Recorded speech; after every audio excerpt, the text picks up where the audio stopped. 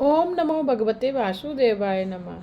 कल की कथा में हमने राजा रघुगण को भरत जी ने जो उपदेश दिया था उसकी कथा सुनी थी तथा साथ ही साथ भारतवंशी राजाओं, भारतवर्ष के उपास्य देवों, सप्तखंड पृथ्वी, ग्रहों की स्थिति, सप्त पाताल लोकों एवं नरक लोकों का उल्लेख भी जाना था। आज की कथा में हम छठम स्कंद में ध्यान प्रकरण, अर्चन प्रकरण और नाम प्रकरण तथा श्री कृष्ण गोविंद हरे मुरारी महामंत्र के अर्थ को जानेंगे। इसके साथ ही साथ दक्ष के द्वारा आदि नारायण की जो आराधना की गई थी उसकी कथा का भी श्रवण करेंगे। नारायण जिन नाम लिया, तिन और का नाम लिया ना लिया। अमृत पान किया घट भीतर, गंगा जल भी पिया ना पिया। नरकों का वर्णन सुनकर राजा परीक्षित ने कहा, महाराज मुझे ऐसा मार्ग बताइए कि जिस पर चलने से मुझे इन नरकों में जाना ही ना पड़े। आपने प्रवृत्ति धर्म, निवृत्ति धर्म आदि की कथा सुनाई, किंतु इन नरक लोकों का वर्णन सुनकर मुझे डर लगता है। नरक में जाने का प्रसंग कभी उपस्थित ही ना हो, ऐसा कोई उपाय बताइए। सुखदेव जी वर्णन करते हैं, राजन शास्त्र में प्रत्येक पाप का प्रायश्चित बताया गया है। पाप का विधि पूर्वक प्रायश्चित किया जाए तो पाप नष्ट हो जाते हैं। प्रायश्चित कर लेने के पश्चात फिर कभी पाप नहीं करना चाहिए, अन्यथा प्रायश्चित करने का कोई अर्थ ही नहीं रहेगा। दुख सहकर ईश्वर का भजन करने से पाप जल जाते हैं। राजा ने पूछा, विधि पूर्वक प्रायश्चित करने के बाद भी पाप करने की इच्छा बनी रहती है, उसका क्या उपाय है? प्रायश्चित करने से पाप का नाश तो होता है, किंतु पाप करने की वासना इच्छा का तो नाश नहीं हो पाता। प्रायश्चित करने से भी पाप वासना नष्ट न हो पाए तो क्या करें? कुछ ऐसा मार्ग बताइए कि पाप करने की वासना ही ना रहे। प्रायश्चित से पाप जल जाता है किंतु पाप वासना नष्ट नहीं होती, तो उसके लिए क्या किया जाए? सुखदेव जी सावधान करते हैं, राजन मन को लेस मात्र भी विश्वास मत करो। मन बड़ा विश्वासघाती है, उसे अंकुश में रखो। मन को कहीं एक आध बार भी छुट्टी मिलेगी तो वह फिर से पाप करने को तैयार हो जाएगा। पाप वासना अज्ञान से जागती है और अज्ञान का मूल अहंकार है। जो व्यक्ति श्री कृष्ण भगवान को प्राणार्पण करता है उसकी पाप करने की इच्छा ही नहीं होती, उसका अहंकार नष्ट हो जाता है। तब ब्रह्मचर्य, समदम, मन की स्थिरता, दान, सत्य, शौच, यम, नियम आदि से पाप की वासना नष्ट होती है। किंतु हे परीक्षित, भगवान को आत्मसमर्पण करने से और भगवत भक्तों की सेवा करने से पापी जनों की ऐसी शुद्धि तपचर्या आदि द्वारा नहीं हो पाती। पापी मनुष्य भक्ति से जैसा पवित्र हो सकता है वैसा सम दम तप आदि से नहीं हो सकता। राजन तुम अपने प्राण भगवान को अर्पित करो, पाप की वासना चली जाएगी। भगवान नारायण को जो अपने प्राण अर्पित करता है और जो प्रति श्वास नारायण मंत्र का जप करता है उसको पाप कभी छूता तक नहीं है। जो अपना प्राण श्री कृष्ण को अर्पित करता है उसको पाप करने की इच्छा कभी नहीं होती। प्राणार्पण का अर्थ है प्राण, प्राण से, श्वास श्वास से ईश्वर के नाम का जप करना। प्रत्येक कार्य में ईश्वर से संबंध बनाए रखो। सतत प्रति श्वास भागवत स्मरण करते रहोगे तो पाप नहीं होगा, पाप में प्रवृत्ति नहीं होगी। गीता जी में कहा गया है, माम नुस्वर युद्ध चा, प्रथम भगवान का स्मरण करो और फिर सारे सांसारिक कार्य। जब तक परमात्मा का ज्ञान नहीं होता तब तक वासना नष्ट नहीं हो सकती। अज्ञान में वासना का जन्म है। ईश्वर और जगत के स्वरूप का ज्ञान होने पर ही वासना नष्ट होती है। ईश्वर आनंद रूप है और संसार दुख रूप। ऐसा अनुभव होने के बाद वासना नष्ट होती है। वासना का मूल अज्ञान है। अज्ञान का नाश होने से ज्ञान होता है, ज्ञान से अज्ञान का नाश होता है। ज्ञान को सतत बनाए रखने के लिए प्राण कृष्ण को अर्पित कर दो। जब तक वासना नष्ट नहीं हो जाती तब तक पाप का होना भी नहीं रुकता। ज्ञान केवल इंद्रियों को ही विषयों की ओर जाने से रोकता है, किंतु इससे वासना का नाश नहीं हो पाता। इंद्रियों को रोकने से नहीं, किंतु इन्हें प्रभु की ओर मोड़ देने से ही वासना का नाश होता है। प्रत्येक इंद्रिय को परमात्मा की दिशा में मोड़ देने से वासना का नाश होगा। मन को पवित्र करना है तो आंखों को भागवत रूप में स्थिर करो। प्रस्तुत स्कंद में 3 प्रकरण हैं: ध्यान प्रकरण, अर्चन प्रकरण और नाम प्रकरण। ध्यान प्रकरण 14 अध्यायों में इस प्रकरण का वर्णन किया गया है। 14 अध्यायों का अर्थ है 5 कर्मेंद्रिय, 5 ज्ञानेंद्रिय, मन, बुद्धि, चित्त और अहंकार। इन सभी को परमात्मा के ध्यान में रत रखें तो ध्यान सिद्ध होता है। अर्चन प्रकरण 2 अध्यायों में सूक्ष्म अर्चन और स्थूल अर्चन का वर्णन किया गया है। नाम प्रकरण गुण संकीर्तन और नाम संकीर्तन का 3 अध्यायों में वर्णन है। परमात्मा के मंगलमय नाम का जप करो, चाहे ज्ञान मार्गी हो या भक्ति मार्गी, किंतु ईश्वर की साधना और ध्यान किए बिना काम नहीं बन पाता। किसी एक में मन स्थिर होने पर मन की शक्ति बढ़ती है। इस प्रकार 3 साधन बताए गए हैं: ध्यान, अर्चन और नाम। इन 3 साधनों के सहारे पाप का नाश होता है और नरक में जाने से भी बचा जा सकता है। प्रभु के मंगलमय स्वरूप का ध्यान जप करने की आदत डालो और नियमित सेवा करो। नरक में जाना न पड़े, इसलिए इन साधनों का उपयोग करो। प्रतिदिन ठाकुर जी की सेवा करो, उनके नाम का जप करो, उनका ध्यान करो।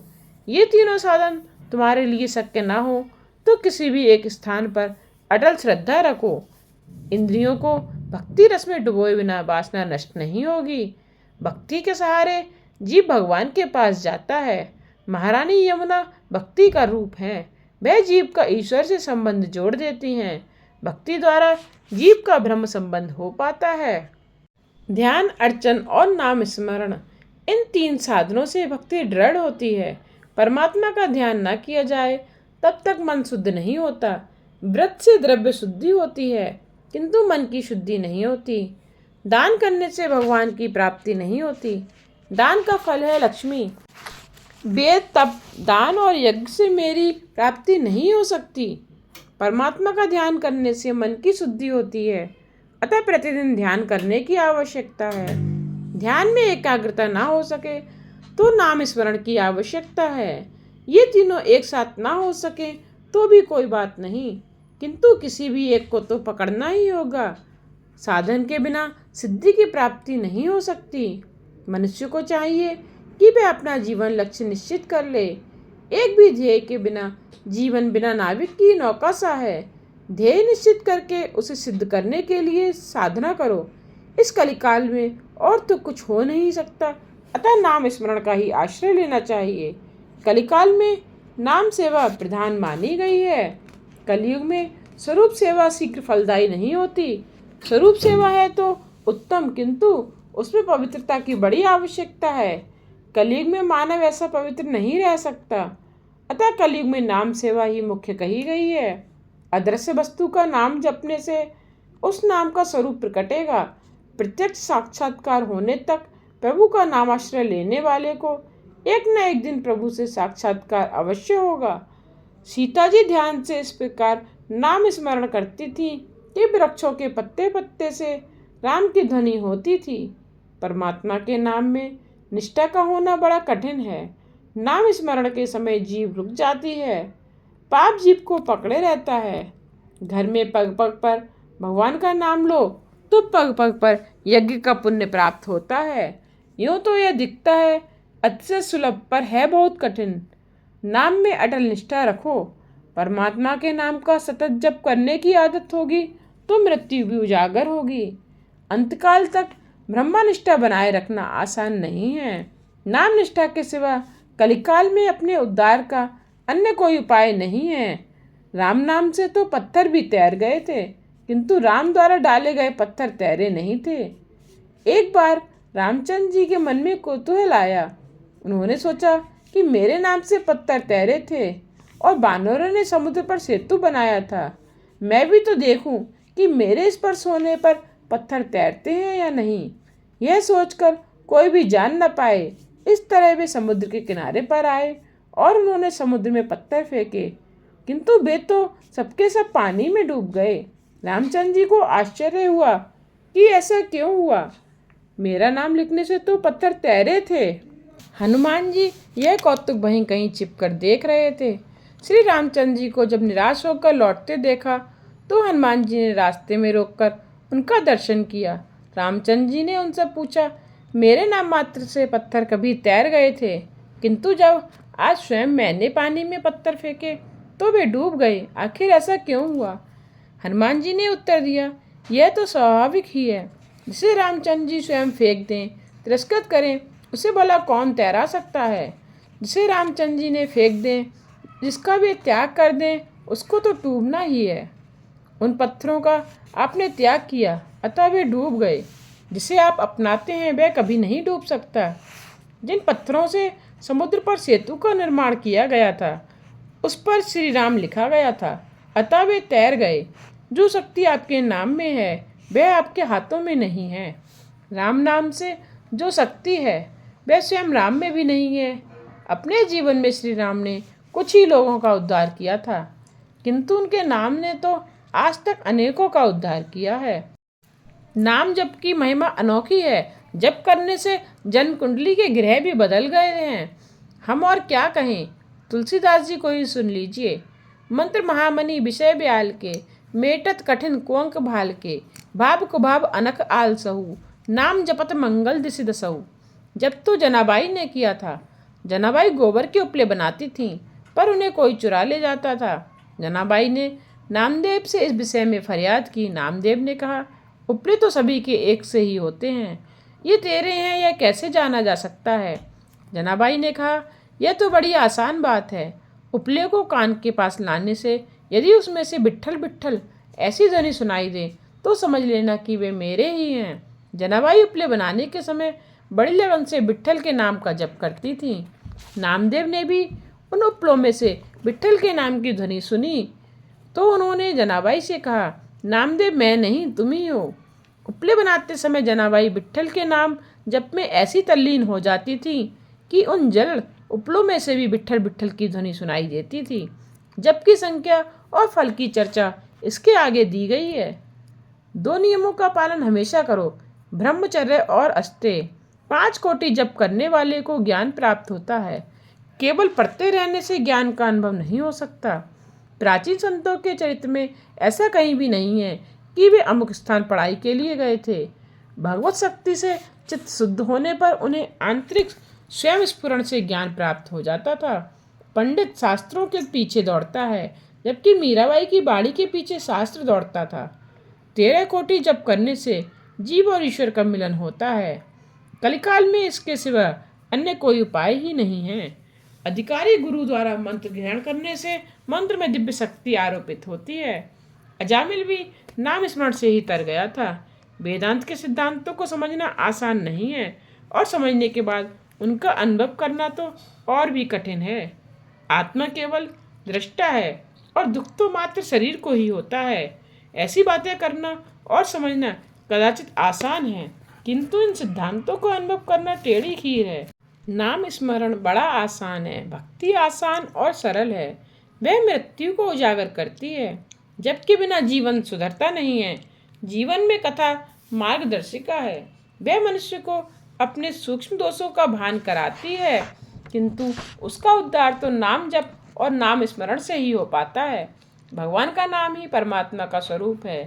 नाम के आश्रय से पापों का भी विनाश होता है। सिद्धांत दृष्टांत के बिना बुद्धि ग्रह नहीं हो पाता, अतः इस सिद्धांत को समझाने के लिए अजामिल का दृष्टांत कहा गया है। अजामिल जन्म से तो अधम था, किंतु प्रभु के नाम का आश्रय ग्रहण करके कृतार्थ हो गया। हम सब अजामिल ही हैं। यह जीव माया में फंसा हुआ है। जो माया से एक रूप हो गया है वही अजामिल है। जहाँ भी जाओगे माया साथ साथ जाएगी। कोयल की खान में उतरे और हाथ स्वच्छ रहें, यह संभव नहीं है। संसार में माया के संसर्ग में तो आना ही पड़ता है, माया का स्पर्श तो करना ही पड़ता है, किंतु उनका स्पर्श अग्नि की भांति ही करना चाहिए। उसे विवेक रूपी चिमटे से पकड़ना चाहिए। वैसे तो अग्नि के बिना जीवन व्यवहार चल नहीं पाता, फिर भी उसे कोई हाथ में भी तो नहीं लेता। माया हमारा पीछा करती है, पर उससे हमें बच निकलना है और ईश्वर के पीछे लगना है। हम ईश्वर का पीछा करेंगे तो माया हमारा पीछा छोड़ देगी। माया का स्पर्श करते समय बड़ा सावधान रहना चाहिए। संसार में रहते हुए माया का त्याग करना तो अशक्य है। कनक और कांता ये दोनों माया के ही 2 रूप हैं। प्रयत्न ऐसा करो कि इन दोनों में मन ना फंसे। चाहे शरीर से पाप करो या मन से, दंड तो भोगना ही पड़ेगा। कनक और कांता, इन दो वस्तुओं में माया निहित है। इन दोनों की ओर से जिसका मन हट जाता है, उसका मन माया की ओर से हट जाता है। अजामिल शब्द का अर्थ देखिए। अजा का अर्थ है माया, और माया में फंसा हुआ जीव ही अजामिल है।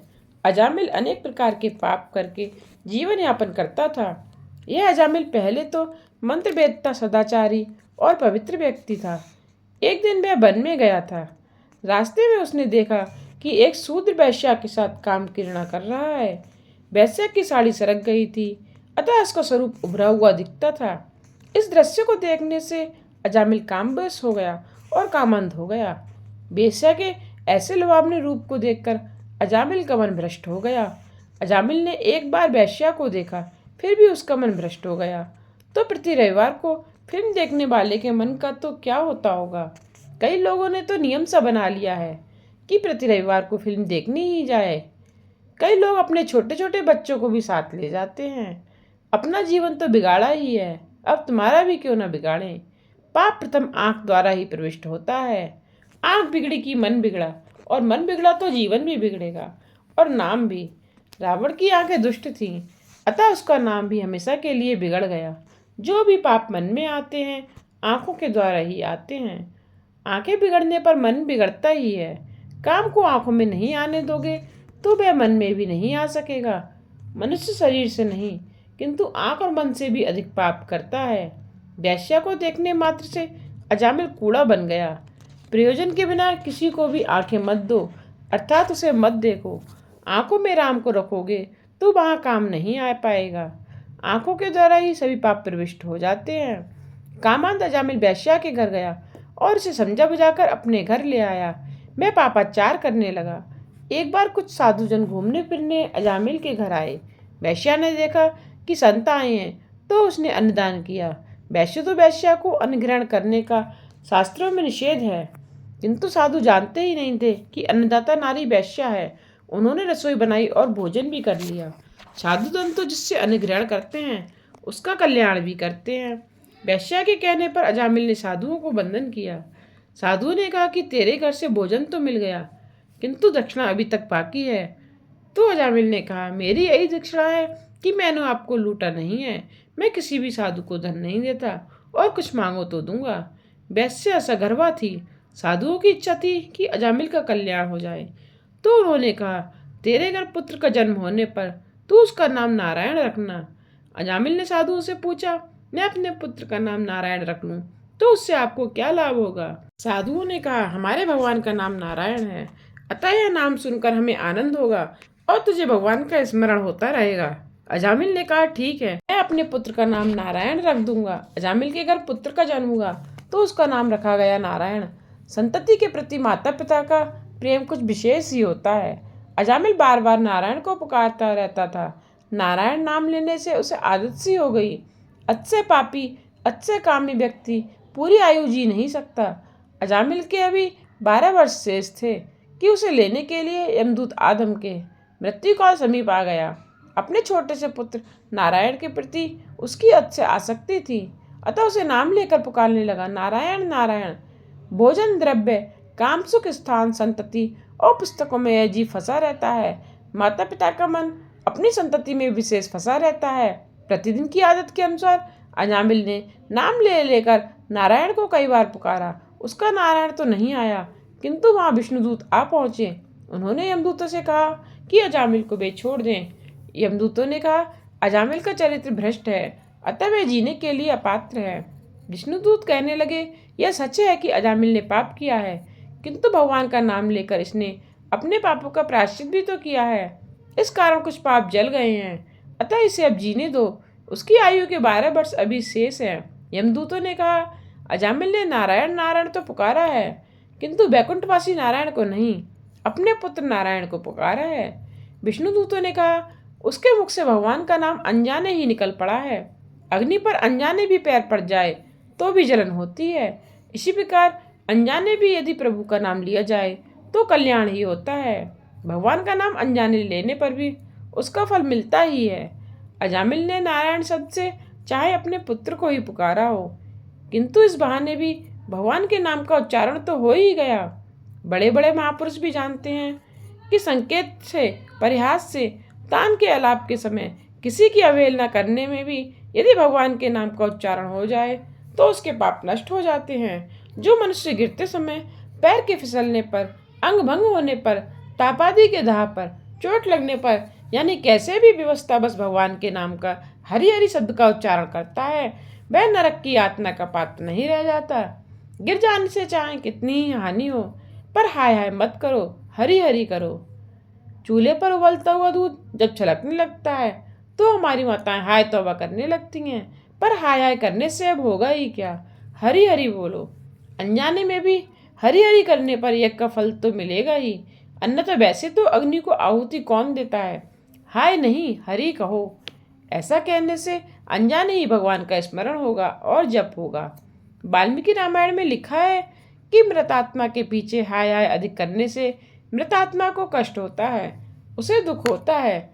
हरि हरि बोलने से उसका फल मृतात्मा को मिलता है। विष्णु दूतों ने अजामिल को यमदूतों के बंधन से मुक्त किया और उसका उद्धार हो गया। अब मृत्यु टल सकती है पर महामृत्यु नहीं।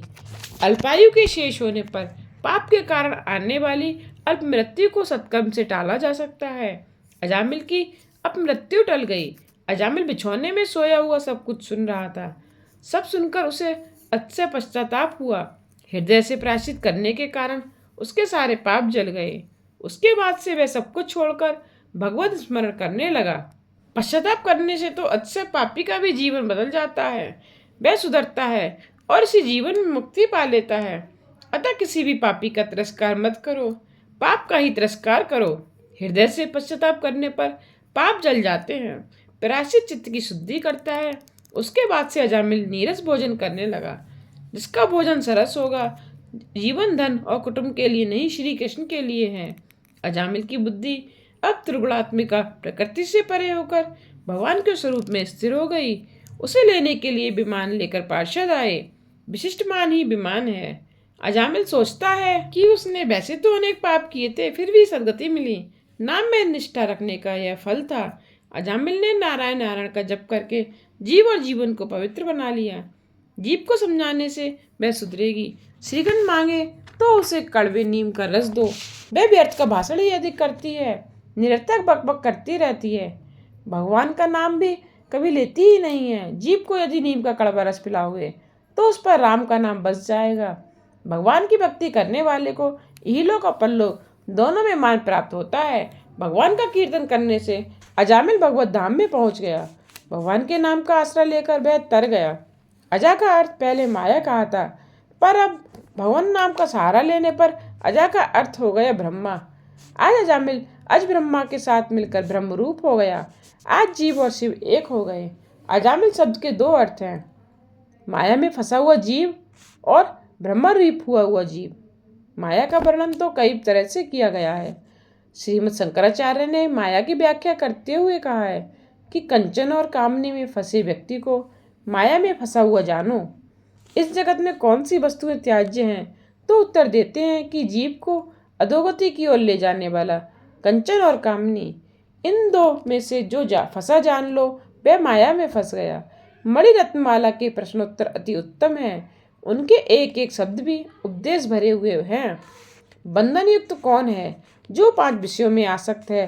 स्वतंत्र कौन है जो विषयों की ओर वैराग्य की दृष्टि रखने वाला है। घोर नरक कौन सा है, स्वदेह ही घोर नरक है। इस देह में सुंदरता कहाँ है, यह तो मांस रक्त आदि दुर्गंधयुक्त पदार्थों से भरा हुआ है। स्वर्ग के सोपान कौन से हैं, सभी तृष्णाओं का क्षय ही स्वर्ग का सोपान है। दरिद्र कौन है जिसकी तृष्णा विशाल है। श्रीमंत कौन है जो सदा के लिए संपूर्ण संतोषी है। कौन सा रोग अधिक कष्टदायी है, जन धारण का रोग ही अत्यधिक कष्टदायी है। रोग की औषधि क्या है, परमात्मा के स्वरूप का बार बार चिंतन और स्मरण करना ही इस भवरूपी रोग की औषधि है। अब अजामिल शब्द का दूसरा अर्थ भी देख लें। अज का अर्थ है ईश्वर। ईश्वर में ब्रह्मा का विलीन हुआ जीव भी अजामिल है।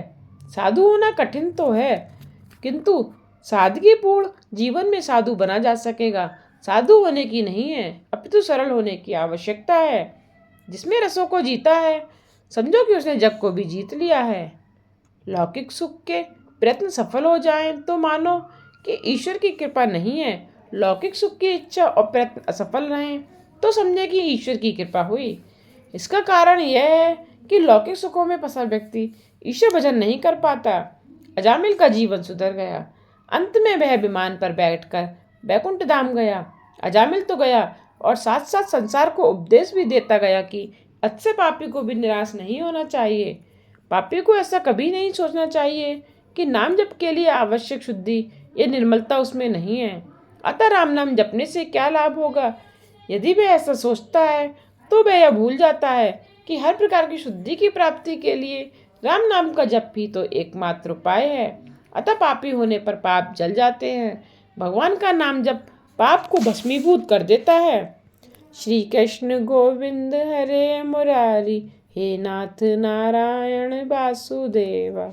यह महामंत्र है। अर्थ के ज्ञान से इस मंत्र का भी जाप करना चाहिए। कृष्ण मतलब हे प्रभु, आप सभी के मन को आकर्षित करने वाले हैं, अतः आप मेरा मन भी आकर्षित कीजिए। गोविंद इंद्रियों के रक्षक भगवान, आप मेरी इंद्रियों को स्वयं में लीन करें। हरे हे दुख हरता, मेरे दुखों का भी हरण करें। मुरारे हे मुर राक्षस के विजेता, मेरे मन में बसे हुए काम क्रोध आदि राक्षसों का नाश कीजिए। हे नाथ, आप नाथ हैं और मैं आपका सेवक। नारायण, मैं नर हूँ और आप नारायण हैं। वासुदेव, वसु का अर्थ है प्राण, मेरे प्राणों की रक्षा करें। मैंने अपना मन आपके चरणों में अर्पित कर दिया। प्राचीन भय राजा के यहाँ प्रचेता नामक 10 पुत्र हुए। उनके दक्ष नामक एक पुत्र हुआ। प्रजापति दक्ष ने हंस गुहा स्त्रोत से आदि नारायण भगवान की आराधना की तो उसके यहाँ हर्यक नामक 10,000 पुत्र हुए। दक्ष ने उन्हें प्रजा उत्पन्न करने की आज्ञा दी, किंतु नारायण सरोवर के जल का स्पर्श करने के कारण उनको परमहंस धर्म का आचरण करने की इच्छा हुई। वहां उन्हें नारद जी मिल गए। दक्ष के इन 10,000 पुत्रों से नारद जी ने कूट प्रश्न पूछे। इन प्रश्नों का उन पुत्रों ने उत्तर सोच निकाला। उनमें से कुछ प्रश्नोत्तर हम भी देखते हैं, चलिए आइए। प्रश्न था, ऐसा कौन सा देश है जहाँ केवल एक ही पुरुष है? उत्तर मिला, ईश्वर रूप पुरुष इस देह रूप देश में बसता है। दूसरा प्रश्न था, ऐसी कौन सी गुफा है जिसमें प्रवेश तो किया जा सकता है किंतु बाहर नहीं आया जा सकता? उसका उत्तर मिला, प्रभु के चरण, वहां से कोई वापस नहीं आ सकता। तीसरा प्रश्न था, वह कौन सी नदी है जो परस्पर विरुद्ध दिशा में बहती है? इसका भी उत्तर जानिए। संसार, संसार रूप नदी में प्रवृत्त विषयों की ओर खींचकर ले जाती है और निर्वृत्ति प्रभु के प्रति बहाकर ले जाती है। चौथा प्रश्न था, सिर पर जो चक्र मंडरा रहा है वह कौन सा चक्र है और क्या है? नारद जी के कूट प्रश्नों की चर्चा विचारणा करते हुए वे 10,000 पुत्र मोक्ष मार्ग की ओर प्रवृत्त हुए। सभी को नारद जी ने संन्यास की दीक्षा दी। आज की कथा को यहीं विश्राम करते हुए कल की कथा में हम श्री नारद जी के उपदेशों से दक्ष पुत्रों की विरक्ति तथा श्री नारद जी को दक्ष का शाप एवं दक्ष की 60 कन्याओं के वंश का उल्लेख करेंगे तथा इसके साथ ही बृहस्पति द्वारा देवताओं का त्याग, विश्व रूप का देव गुरु रूप में वर्ण, नारायण कवच का वर्णन, विश्व रूप का वध, वृत्तासुर द्वारा देवताओं की हार और भगवान की प्रेरणा से देवताओं का दधीची ऋषि के पास जाना की कथा का श्रवण करेंगे। आगे की कथा सुनने के लिए मेरे चैनल को सब्सक्राइब करके बेल आइकन पर प्रेस करके ऑल पर क्लिक करना ना भूलिएगा, जिससे आने वाली वीडियोस के नोटिफिकेशन आप तक पहुंचते रहें।